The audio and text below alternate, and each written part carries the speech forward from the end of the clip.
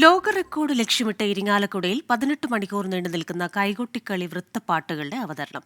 രാവിലെ 6 മണി മുതൽ മെഗാ കൈകൊട്ടിക്കളിയോടെ ആരംഭിച്ച പ്രകടനം രാത്രി 12 മണി വരെ നീണ്ടു. ഇരിങ്ങാലക്കുട ശാന്തിനികേതൻ പബ്ലിക് സ്കൂൾ അങ്കണത്തിലാണ് പുരാവൃത്തം എന്ന പേരിൽ മഹാസംഗമം നടന്നത്.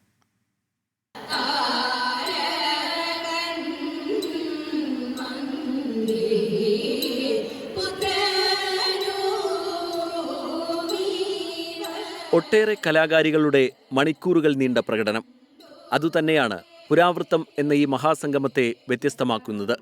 രാത്രി 12 മണിവരെ തുടർച്ചയായാണ് കൈകൊട്ടിക്കളി നടന്നത്.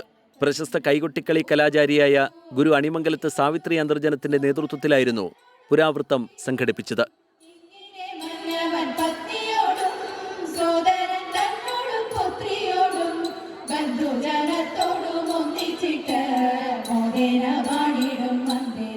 മെഗാ കൈകൊട്ടിക്കളി ഉന്നത വിദ്യാഭ്യാസ മന്ത്രി ആർ ബിന്ദു ഉദ്ഘാടനം ചെയ്തു. 50 വർഷങ്ങൾക്ക് മുമ്പ് ഇരിങ്ങാലക്കുടയിലെ മുത്തശ്ശിമാരും അമ്മമാരും ഓണവും തിരുവാതിരയും പോലുള്ള ആഘോഷങ്ങളിൽ പാടിക്കളിച്ചിരുന്ന 37 പുരാണ കഥാഭാഗങ്ങൾ ഉൾക്കൊള്ളുന്ന 300-ലധികം വൃത്തപ്പാട്ടുകളാണ് ഇവിടെ പുനരാവിഷ്കരിക്കപ്പെട്ടത്.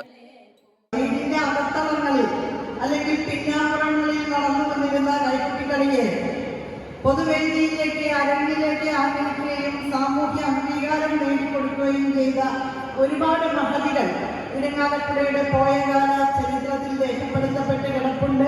അമ്മുക്കുട്ടി ടീച്ചർ പഠിപ്പിച്ച ശിഷ്യനാണ് ഞാനും.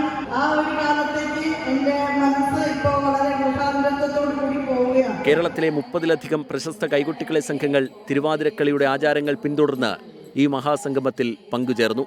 24 തൃശൂർ.